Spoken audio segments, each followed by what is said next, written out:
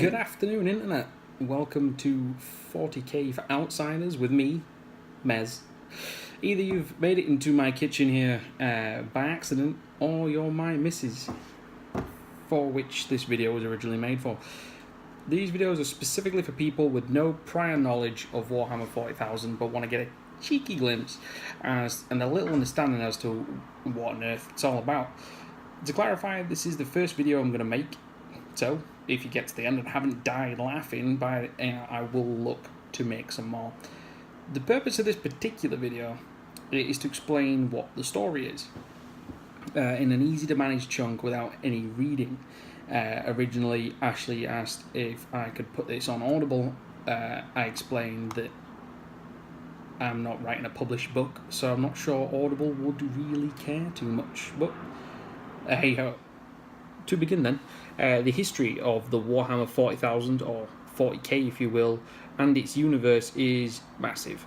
There is boatloads of official books from Games Workshop, each detailing 40k in crazy amounts of depth, including characters, battles, planets, technology, and even its future.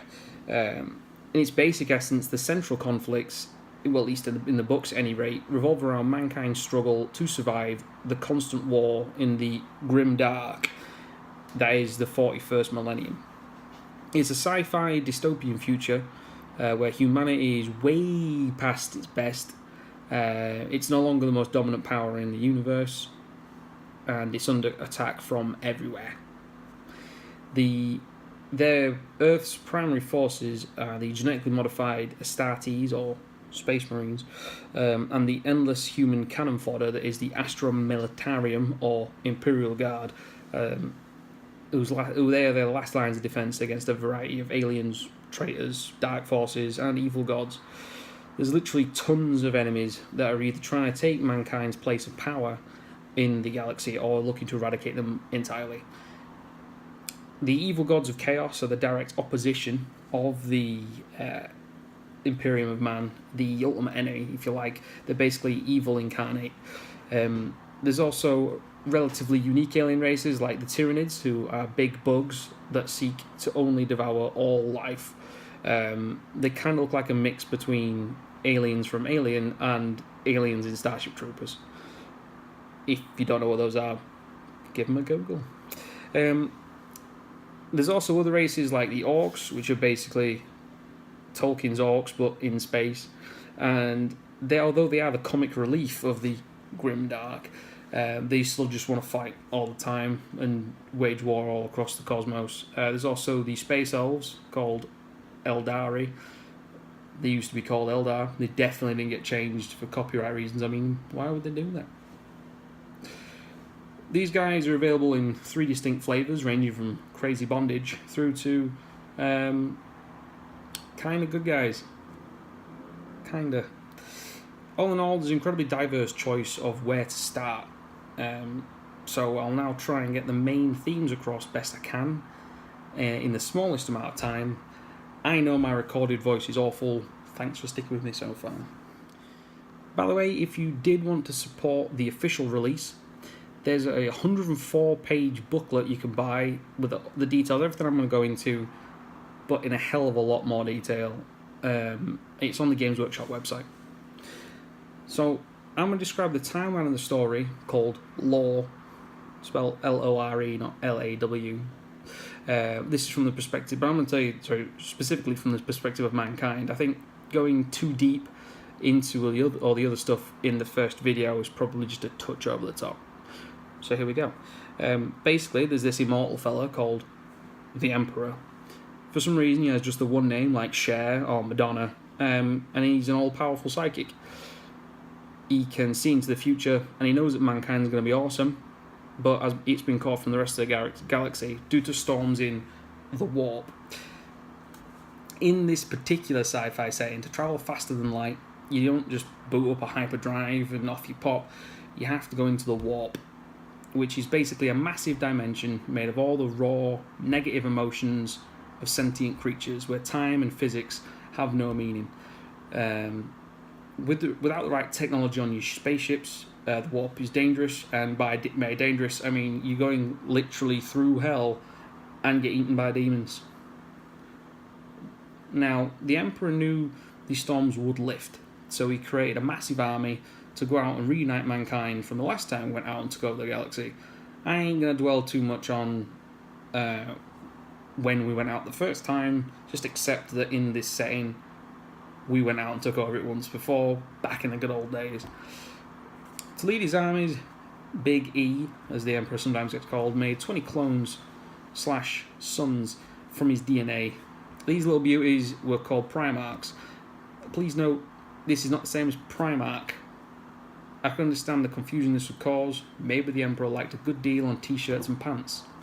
Who knows? Anyways, when he made them, but before they were really ready, the evil gods of chaos lived inside the warp, whisked them away, and spat them across the galaxy. Luckily, our boy was able to make some space marines from the DNA of his sons/clones. He calls them sons. We'll go with sons.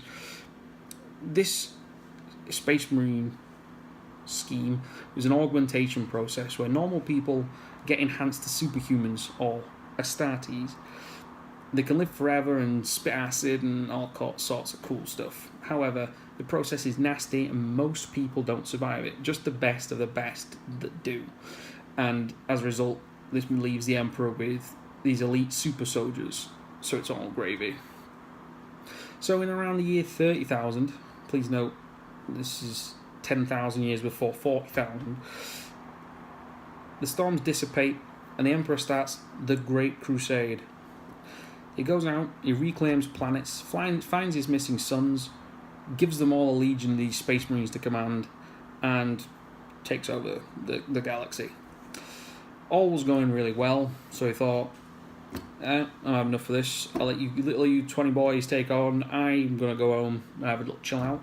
So he's going to return to Earth, which is called Terra in the lore. Now, not terror as in fear, terror as in terracotta, which is, at least I imagine, what he's painted all his living room or something. Yeah. So he chose his favourite son, a guy called Horus, to continue the war for him. And he gave this son the title of War Master, which had never been done before. People were cheesed, like really cheesed. And the Chaos Gods took this opportunity to sow seeds of shenanigans. So it ended up that 2 of these 20 sons were expunged from Imperial records. Games Workshop have deliberately done that so you can kind of make your own lore, if you like. But in the story, 9 remained loyal to the Emperor and 8 joined Horus, so there was 9 on each team. This led to a civil war between the Space Marines, and eventually Horus was bested by the Emperor just as he was about to win the final fight on Terra. Despite winning, Horus did a number on the Emperor and his body died. Think super space coma. Defeated, the traitors returned to a tear in real space where the warp can ooze out like a jam filling called the Eye of Terror. Now this is terror as in fear and not terror like terracotta. Over the next 10,000 years, the Imperium of Man is trying to repair the damage this huge civil war caused, and because time doesn't move normally in the warp, the traitors are still the same traitors that betrayed the Emperor 10,000 years prior, and they periodically come out of the Eye of Terror and try to get revenge for a war that they lost that they started. Just so you've got a good idea of the theme, of the level of pettiness from the enemies here. So as for the Emperor himself, he's now on a big old life support machine called the Golden Throne, which keeps him alive. They're doing this really to keep him alive because his psychic powers act like a lighthouse in the warp, so they can navigate through this hellish landscape in their spaceships. But in the current game, so that's the build-up, if you like. So in the current game, it's now the year 40,999, roughly. And after 12 previous failed attempts to destroy the Imperial base on Cadia, which was a planet that had some fancy pylons that stopped that tasty jam from oozing all over the place, the 13th Crusade, led by Horus, led by Horus's right-hand man, because obviously Horus is dead. Horus's right-hand man, Abaddon. He was finally successful on this 13th Crusade, and as a result, Cadia fell, and the Eye of Terror was split wide open, so now there's warp shenanigans all over the place. To top it off, there's also evil robots called Necron, who have started coming out of hibernation. These guys just want to destroy all life. They are all about everyone should be dead because we hate being robots, is basically their story. There's aliens from outside the galaxy, as I mentioned earlier, called the Tyranids. These guys want to consume all the mass on the planet, move on to the next one, like a really big terraforming plague of locusts. There's also a relatively young race called the Tau. These guys have got blue skin, hooves, and a weird gill in the middle of the face. These guys have no link to the warps. They've had to develop technology to allow them to go quick enough to travel through the galaxy. They also really love guns. Like they're all about battle suits and big crazy cannons and things. Now these guys don't worship the Emperor, so the Space Christians, the Imperials, want them destroyed because they're not conforming, basically. But the Tau just want everyone to chill out and be peaceful, and anyone who's willing to join them, they refer to themselves as the greater good. Not to be mistaken with the guys wearing black on Hot Fuzz. It's a little bit different. So as I mentioned, there's also orcs, and these guys lead invasions of green tide all over the show. These guys release spores when they die, which then grow into new orcs. So the only way to stop them is to burn down the planet they're on, which is awkward. But as I said, they're also the comic relief and are funny, I suppose. They kind of speak like Cockneys with the IQ of 60, and their weapons only work because they think they do. I also briefly mentioned the Eldari. These guys have been around a while, but they're dying out. They've been around before humans were. They hate everyone that isn't a space elf, basically, and they're split between Craftworld Eldar, Dark Eldar, and Harlequins. Craftworld Eldar are the kind of good guys. Dark Eldar are that's a lot of bondage. Harlequins kind of, they're like a giant circus. As for the evil gods then, there's 4 primary gods. Khorne, not like the plant that you would eat, spelled a bit different.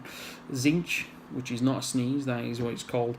Nurgle and Slaanesh. Each one is handily colour-coded and has its own unique thing that it's into. Each one also hates one of the others. Some sort of sibling rivalry type thing. I won't go into too much detail about each one on this video, but in brief, Khorne is a god of war and violence, Tzeentch is a god of change and forbidden knowledge, Nurgle is a god of decay and disease, and Slaanesh is a god of excess and forbidden pleasure. Red, blue, green, purple. There are other races, but these are the main folks that are knocking about. All of this is going down while humanity is getting its teeth kicked in for the crazy civil war that's taking place. I hope that paints kind of a rough picture of the backstory for the game. I've gone into very little detail, and if you are not my missus but want me to go over anything more, or in any more detail, or even if there's anything specifically you want to really get involved in, please comment below. If you are my missus, what's for dinner? If you've watched this through and thought, Blair, this isn't accurate because me, you're already a 40k geek / neckbeard, and this video wasn't intended for you. This video was meant for people with zero knowledge in the game, and they just want to get a basic grasp to understand why their children or significant other is madly obsessed with this, but they don't want to read it. Simple as that. Thanks for watching. You're braver than I am for putting up with my voice for such a long period of time. Later, taters.